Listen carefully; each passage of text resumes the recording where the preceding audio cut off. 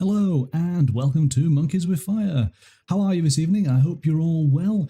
So, of course, tonight we have another Painting Pro workshop with Pascal Rosa, who will be showing us techniques on how to paint female faces. This was requested by the community a couple of weeks ago, and so we are more than happy to oblige. Welcome, Pascal, to the channel. How are you this evening? Very good, very good. Very good evening, everybody, and good to be here again. So then, tonight's workshop, female faces. Yeah, I'm actually looking forward to this. I always love doing female faces whatsoever, so this is a real good opportunity for me to show you what I do with female faces. And in particular, I was really thrilled that the community massively voted for doing a single female face on a bust instead of doing a lot of really tiny 32 millimeter faces. This because I have a Jessica Thunderhawk model waiting almost a year now in my cabinet for her to be painted, and this is a great opportunity to start working on her. So probably after this show, I'll take her even further and try to finish it. There she is, Jessica Thunderhawk, the original art. But then again, this is the real model I'm working on, a bit different. So what you can see is she's got a gun arm, which is an extra from the Kickstarter. And I've not yet attached the eagle to her body because it would be much easier to paint it without it. So this is the start. I did a just ordinary Games Workshop primer, black and white. So I did black first. If I put it like this, you can see there's a lot of darkness in here. And then I dusted with the white on top and a bit from this angle and a lot from the top. So I get a natural light and shadow feel to the model already. I can use this with glazing to work in my advantage, but usually I just use it to get a clear perspective of where the shadows and the highlights should be.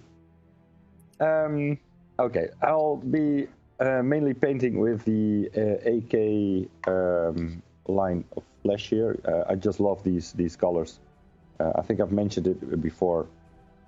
I got these to test out from a buddy of mine, and let's put them over here.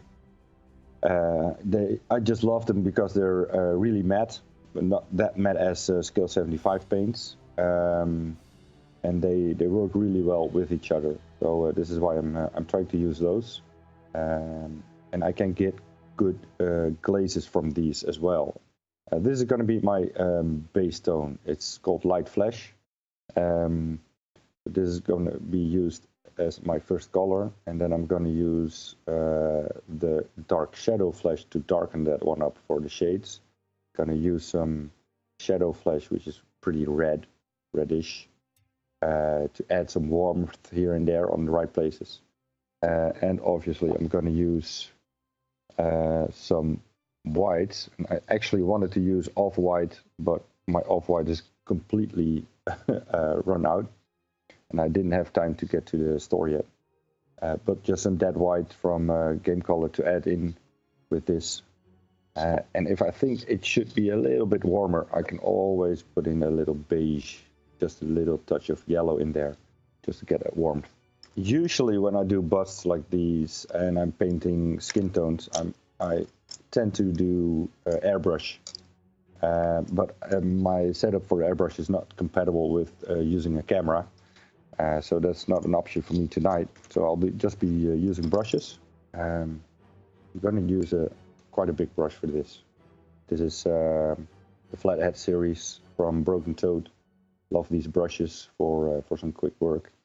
I can do a really quick base tone layer of this color, like this.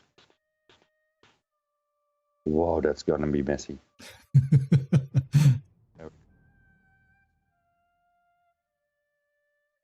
And this has two advantages. One, it's going to be really quick.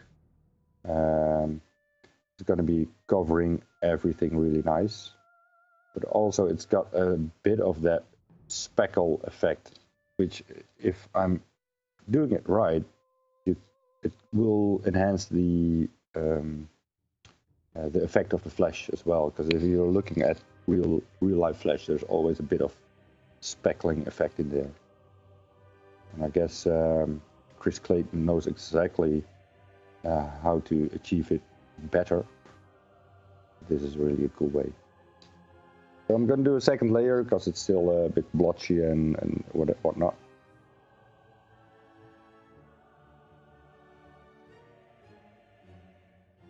This is my base coat. I don't know if you can see it on screen, but this color is a really nice flat matte. I'm going to try to do my first shade in there, and I'm going to take it easy. Like I said, female faces should be taken easy, slowly, and only taking hard surfaces or hard contrast when there's really a hard, like a hard shadow to be seen, like underneath their chin. That should be pretty dark later on. So I've added a bit of that dark shadow, what's it called, dark shadow flesh, just a little bit to get a rosy kind of feel. This one. Yep. Mostly I'm starting off with the cheeks. The cheeks are I'm trying to approach it like a mathematical what do you call it, a shape, you know, like a cube. So this is the front face. There are two side faces. This is the top, etc. So if this is a side face, there's going to be a lot of shadow because the front face is going to get more highlights in there. So there we go. I can be a bit sketchy at the beginning. I can always smooth it out later. I'm trying to do you see that? Yep. To do the cheekbones. Try to give it a shape already. I've also done the sides of the nose here. Took it into those nostrils on the side, but also on top of the nostrils right here. Right, and I took the underneath the nose, both sides, and I took this part of the eyebrow, which should be darker. This is the part where you've got your forehead, then it dips in, and then it goes out towards your nose again. And where it dips, this is where the shadow is. And you'll see it when I'm going to do the highlights. There's going to be a bright highlight right next to it. And I'm going to do the eye sockets here, underneath the bottom eyelid. And I could do the eyes as well, but that's not really important right now. And there's a thing, there are a lot of painters that really like to do the eyes first and then do the face around it, because they think that if they feel that they might mess the face up when they're trying to do the eyes, because you've got to be really careful, right? And for me, it's just the other way around. I can be much more careful with the eye right now, and then trying to do the skin and not touch the eye. I tend to do these parts of the lips as well, or even though I know I'm going to do a bit of a different color later on. But this is underneath the bottom lip, and then this part of the upper lip. There we go. There's a line over here where your lip is connected to your cheeks. There we go. I'm going to change it a bit. And this is where shadow meets highlight later on. But this could be pretty steep, you know, like dark to bright. Whereas this part, I want to have it blended because there's no fold of the skin there. Right? There are no wrinkles. But this is the one side. You see that I've almost put everything in the back here in shadow, which if we're doing spheres, it's all about the spheres. This is actually what I want to create, because I want to have light here and shade in the back. This is a bit different from the teachings I did on the spheres, because if I did it as a sphere, you would say there's light up here and there's darkness over here. Yes, that's true, but because this is a phase, I want to have full focus in here. I want to create a very sharp light, actually full frontal, and so there's darkness in the back. And this is just a bit of different approach, and which is just an artistic choice instead of a realistic one. I'm going to move over to the other side, which is actually pretty much the same, unless you're going to do a different directional, light directional approach. Let's say you're going to do light from very heavily from one side. But in this case, I just want to show some basics. So there we go. What I did on the forehead, if you can see it, I took the sides of it in shades and just a little bit on the top, because I'm going to have the light bring up to here. It's going to be a bit darker over there. And it's going to be really stark right now, but I'm going to blend it away later on. So I'm trying to smooth out a bit of these transitions. And because I'm doing the base tone that I used with a lot of moist in it, a lot of water, it's almost starting to be a glaze. So the color I'm getting is not exactly my base color anymore, because the underlying color is shining through to it, which is not exactly the darkest color anymore. Does it make sense? Mm-hmm.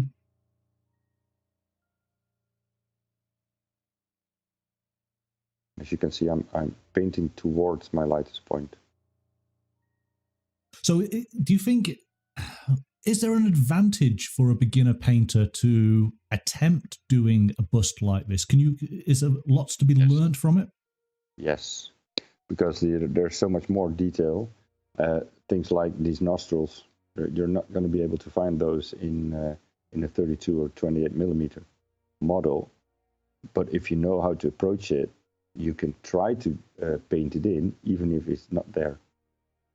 You know, stuff like that. Stuff like doing bottom eyelids, something that you hardly ever see on a 32 millimeter model. But there are much more details, and there's much more space to try to blend in, try to work certain techniques, etc. Then again, there's also a downside, because it's going to be much more exposed. Every mistake you're going to make is going to be much more visible. Whereas in 32 or 28 millimeter, you're able to cheat a bit, you know, because it's so tiny. Your eyes are going to blend in itself. I hope you can see that there's still. I can see it with my eyes. I'm not seeing it on my screen though. That there is tonal differences, although it's really easy. No, it's very clear on the screen that you can see that there is a darker shade to the cheeks, and certainly behind on the neck. Right. And this is exactly what you want to achieve with female faces. If you're going to look at it at first glance, you're going to say, well, there's hardly any shadow or highlight or whatever. But if you're going to look better, then you're going to say, oh, wait, this is much darker than this is. Okay. So essentially we've got the top of her brow, we've got the bridge of her nose, we've got the top lip, and then the chin is the sort of the brightest points, isn't it? Oh, and of course the top of the cheeks. Cheeks here. Yeah. I'm going to show you in a minute. I'm always going to do a second shading color. I'm going to try to do a bit darker, like a brown even in there. But what I don't want in those shadows is brightness. I do want warmth, but I don't want brightness. Adding the brown in my darkest color is going to dull down that brightness in those reds. I'm going to show it on my palette though. This is the original darkest color in this part, which is pretty red, right? And here's a dark brown I try to add, and which is just a little drop, and then I created this. And this is actually in intensity as dark as this, but just a little bit less red, a little less intense. And in deeper shades, I don't want this intensity.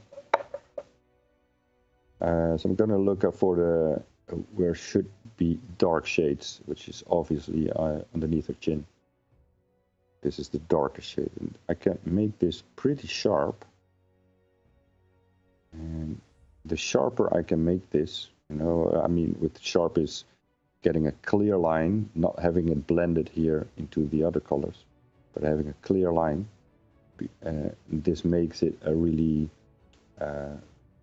tight jaw line. So there's a big shadow. I can take it even further in the back, a bit like this. I'm going to smooth that out later on. Yeah. But obviously the eyes part is important. This has got to be dark. There. Really thin. And this is a thing. When I tell people about how much I love painting female faces or female models, they always think, we've got to love doing butts and boobs. No, it's not. It's actually really the face that I really like doing. Like you saw, I did the bottom of the nose and the nostrils with my darkest color, and the eyes, which were pretty important. There we go. Let's do highlights. I'm gonna take my base color and I'm just gonna add some white in there. And like I said, maybe I'm gonna do just a little bit of beige or yellow in there, because pure white is a color killer. It kills off a lot of the richness of a certain color. So just by adding in a bit of the yellow, it's gonna be much more richer kind. First of all, this is the fun part. I'm gonna do the cheeks. This is one of the most important parts. I'm gonna do this bit here. So this is where my brightest highlights are gonna be. I'm gonna blend it there. So there we go. And actually the brightest part should be here. Although other people say the brightest part should be there. So I tend to do whatever feels good. Blend it back in a bit. So this is using a damp brush, I take it, yes? Well, even just a little bit of the base color as well. Right. Already a bit more focus on the eyes, right? And this first highlight is just bringing in light. It's not defining yet, which will come on later. This is just bringing in light.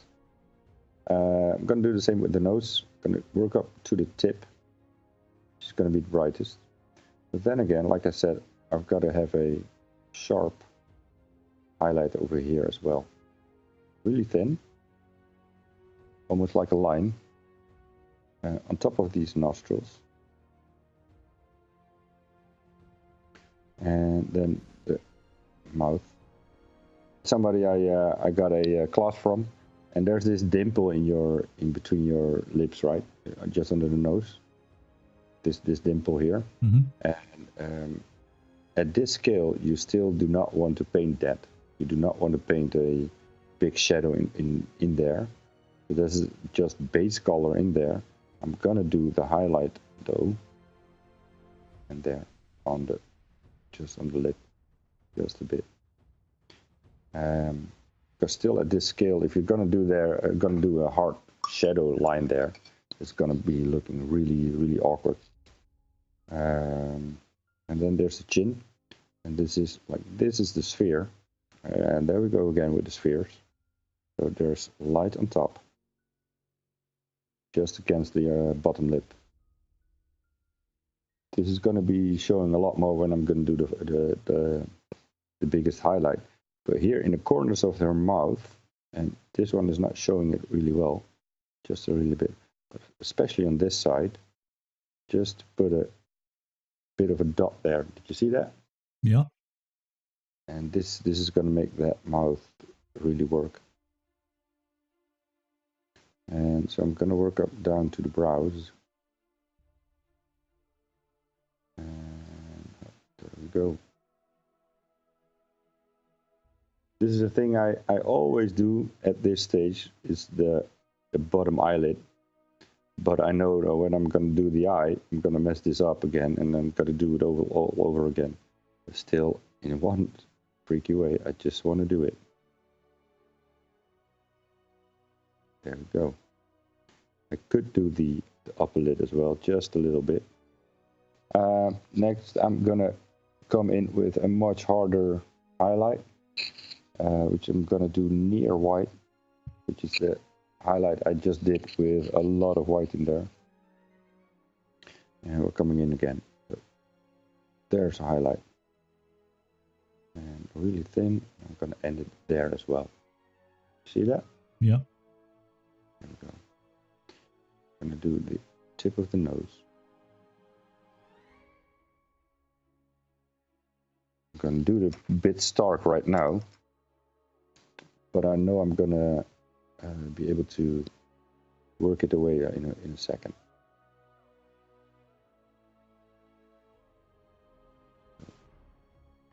And there's this spot again. See how that works? So these are the highlights. For now, I'm gonna do something with the eyes just to give it some. It will be like she's looking, you know, like she finally has something to look with, even though it's just darkness.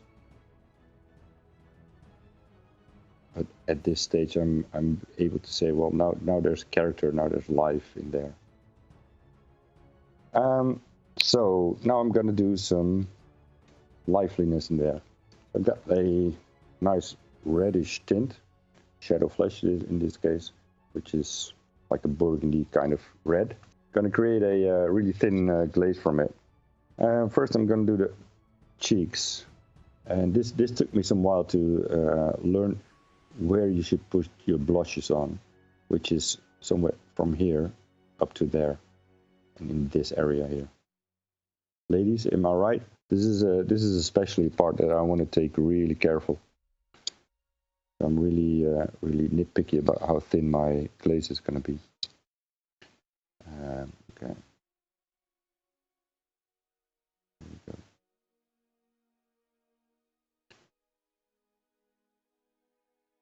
It's already starting to liven up, right? Yeah. Keep it like this. If I take it too far, it will quickly look like a bruise. Then I'm going to do the same with the nose. And this is why I took it really bright on the tip, because this red's going to come out really good. And I could even do this as a glaze on those lips, and instantly have her have like lipstick. Or if I just do one pass, this is like a natural lips without lipstick. And if I do some more passes where it's going to get redder and redder, it's going to be more like lipstick. The thing that doing those noses with these glazes was something I just got a tip from a couple of years ago. With any face, not only female faces, but male faces as well. And this is especially true with dwarf-like models, you know, doing those reds on the tips of the noses. And I never thought about doing that until someone told me to do it. And instantly it got much more life in there. And if you're going to do the nose, do not, if there's an ear, do not forget to do that as well. Ears are always red. Yeah, so looking good. That nose is looking really good.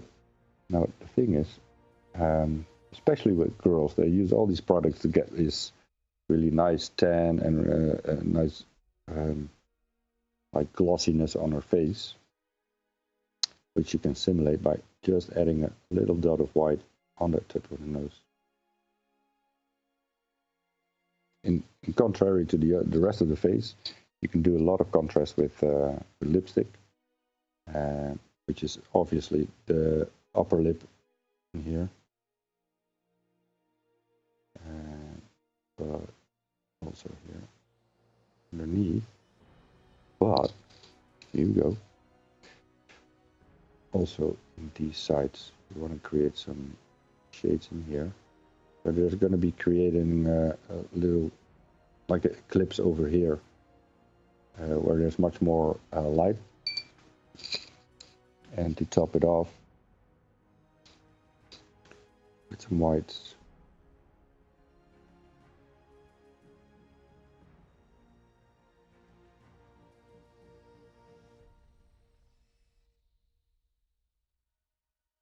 There we go. So now we're going to go to like the makeup on the eyes, and you can go like really natural like this. Then I would do some like basic reds, but you can also go all the way from to like drag queen style and go with purples and greens and blues and whatnot. But always try to think about what really fits the model and what's looking natural. Women are mostly only really exuberant made up when they're going to galas. You know, if they're going to be swinging a gun and an eagle or hawk, they're not going to be really busy with their makeup. First thing I'm going to work on are the eyes themselves. I'm going to take some pure black, water it down a bit. I'm going to define those eyes. But then I'm going to go underneath the lower eyelid, which is like the, is it called eyeliner, I guess? So there's underneath the lower one. And if you're going to err, do it on this side here. This is a good place to go a bit wider. Often females like to paint it like that, you know. And I'm going to do the upper one, and I'm going to take it all the way like this.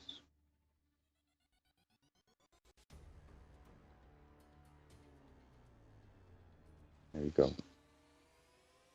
The thing is, with eyes, there's always one eye that you're going to nail it, and the other eye you're going to botch it.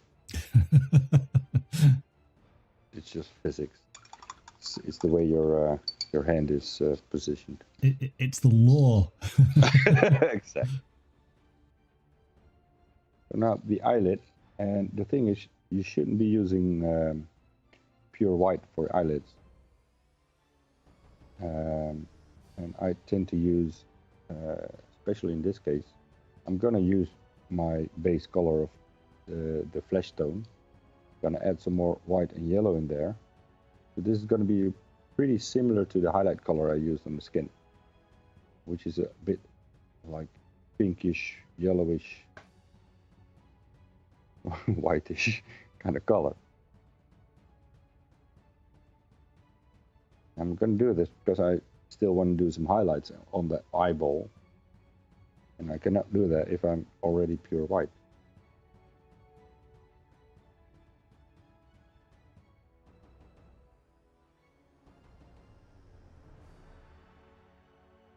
You see, right? That's the bit that no one's ever going to see me paint, because that's going to be all done off stream. There we go. I'm going to take a bit of a reddish tone, just a hint. So Amaran's just saying, adding the start of the eyes makes a big difference to the face.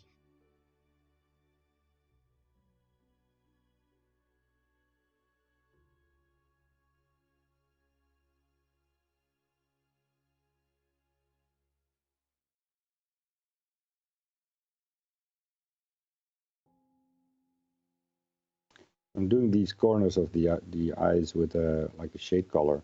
I'm doing it a bit more than I need to,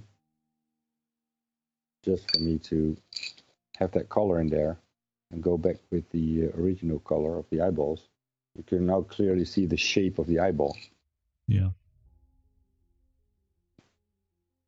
If I would only be using white, then you would never have that real feel of roundness in the eyeball.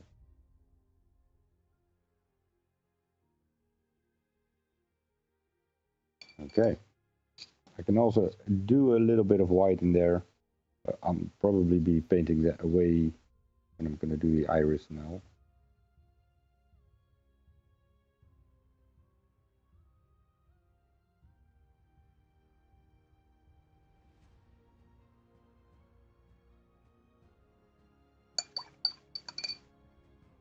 Right, so onto the interesting bits, stuff everybody fails to do, even me sometimes.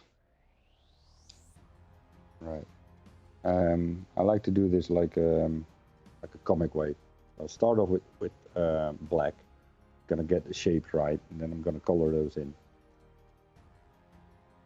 So first of all, need to make a nice round dot, which is hard in itself.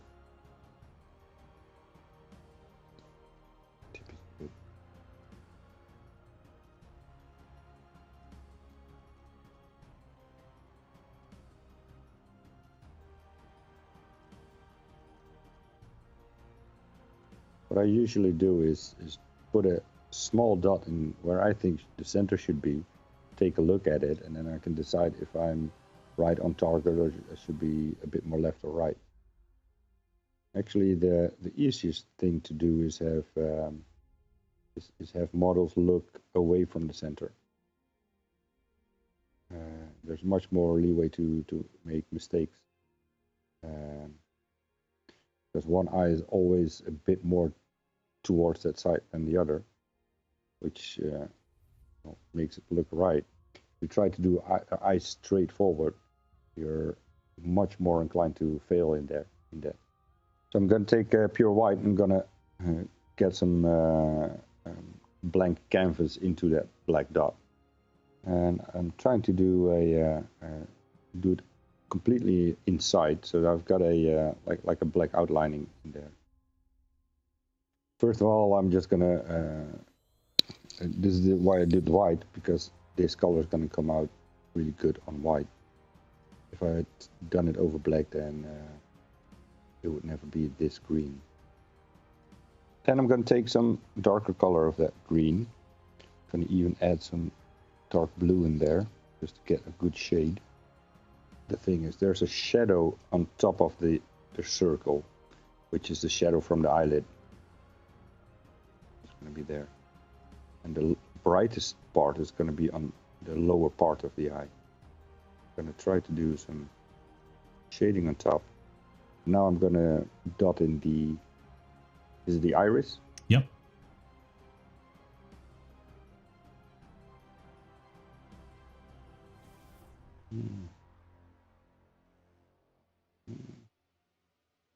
There. Is it something?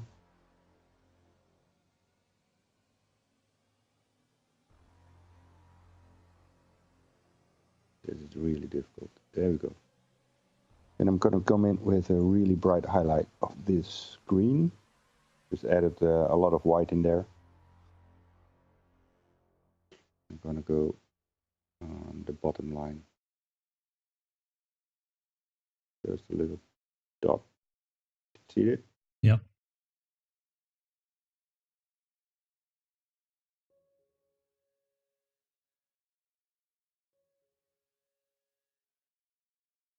And this is where sometimes I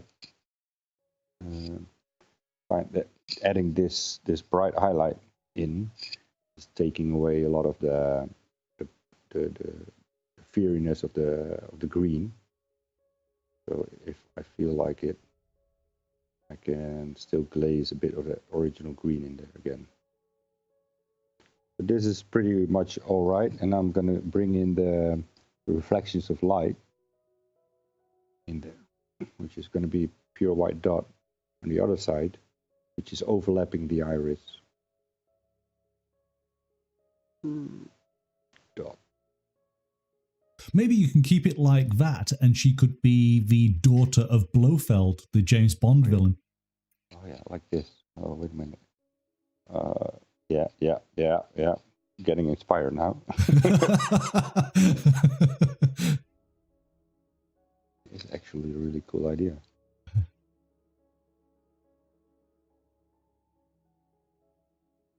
So there's Deadeye. That's great. Love it. Yeah, you got that sort of cloudy look. Yeah, that's awesome.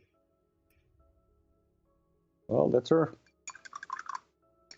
Yeah, I might definitely keep it like this. I really like it. I'm really fond of the lipstick myself. That's it. Exclamation hype. Exclamation fantastic. Oh yeah. All good stuff. Yeah. Awesome, guys. So what do you think?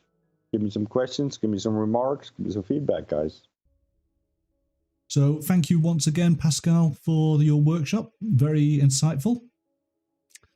Thanks again for being here, for you guys being here, and for your remarks, and of course you for making it able for me to stream here. Always welcome, always.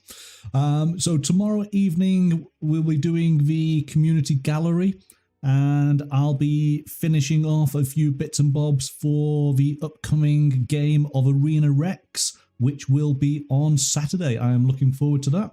So Saturday from 12 o'clock midday. You're supposed to do it where so she looks like she's going down a flight of stairs. There we go.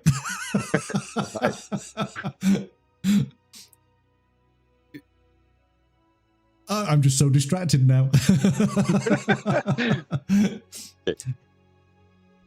Okay, we're totally losing it.